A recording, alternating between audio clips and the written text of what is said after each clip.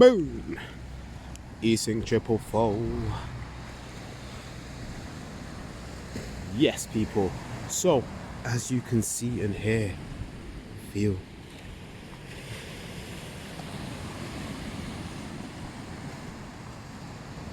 As we have a grand trine in the water signs. So the grand trine in the water signs consists of Neptune, Saturn in Pisces. Pisces, this obviously reminds me of the sea. Piscod, the Welsh for fishes. And I think it's Piscodio or something like that. Piscodio is a fish, single fish, something like that. And yeah, wait, you just don't see things like this. So yeah, it's this grand trine taking effect. Neptune and Saturn. So remember I said about this castle gonna be a light. See if it can zooms in. Yeah man, look at it. That's the same castle I was showing you before. So the call is part 2. And there was no light on it. Now look at it. Ancient castle lit up though.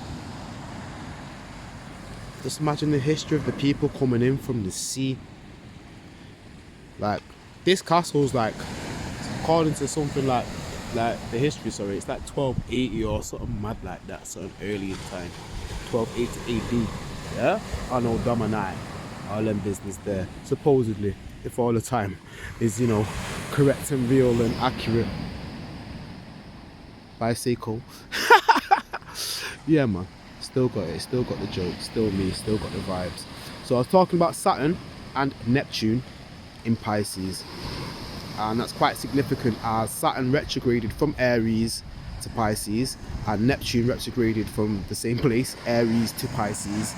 And the very big planets that take one longer than the other. One takes 2.5 years, 3 years to get through a sign. The other one's taking more like 14 or 15 years. Yeah, we're talking about the outer planets.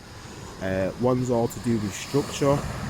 In fact, you know what? There you go. That's Melissa, innit? And act like I'm not like Jamaican heritage, innit? Yeah. So if you take the established what was Saturn, and then you take Neptune, which dissolves the established what was, and that's like a storm from the sea. I could see that being a translation in one way, you know, without all the other. Don't get me wrong, got the speculations in it about hows and whys, but yeah man, like Saturn and Neptune in Pisces definitely speaks to like big events upon the, what I say, boundaryless, borderless. But yeah, we've also got a trine from Jupiter in Cancer, which is definitely sea orientated energy again, the deeps, depths. And then if you want to go to the real depths, guess where the sun is? It's in Scorpio. That's making up this great grand trine in water of smooth and ease.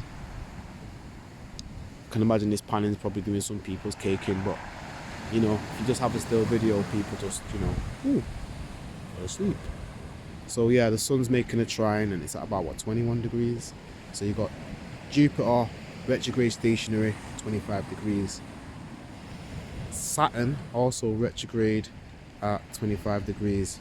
That's where it will start to make its trip forward. But for this moment, you've got Saturn and Jupiter making alignment, where Saturn's about to make its way forward and Jupiter's about to make its way back. And this is because really the sun, when the sun's in trine to a planet, it does basically talk about, on a technical aspect, that planet may be going retrograde soon to come, or coming out of retrograde soon to come.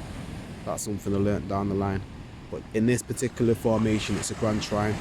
But I seen something else what really interested me, which was the moon in Virgo will eventually make a trine with Uranus in Taurus, and Uranus in Taurus is basically close to Gemini, and Pluto in Aquarius. So you'll have a trine out of sign with Uranus being in Taurus and Pluto being in Aquarius.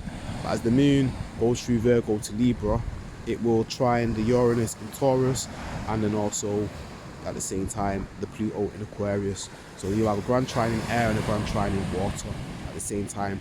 Air is communication. The moon, talking about what the people, work, partnerships, because if you're talking about work, you're talking Virgo, partnerships, we're talking Libra, working partnerships, there you go. That interface with the public, the moon, boom, going. What else can I say? What's the other thing that's making a trine? Uranus. All right, so on a grander scale, yeah, you can see that like factoring on a grander scale. The wider like networks, internet, that would be like Uranus, I guess. But Taurus now, it could be something more financial and bank based or earth based or land based, or you know, them kind of things. Finance based, what's the word? Sustenance based. Yeah, there you go. Taurus deals with those kind of things. Naturally, there should be some level of flow when you've got a trine, but it's if you know, obviously, that it's there and to utilize it while it's there. Hence, I'm taking this video as and while I can. Because guess what? Even my management know that I'm on my break right now, and because I work that hard, I'm allowed to be actually taking a bit of a longer break, because I've basically put the work in to do so.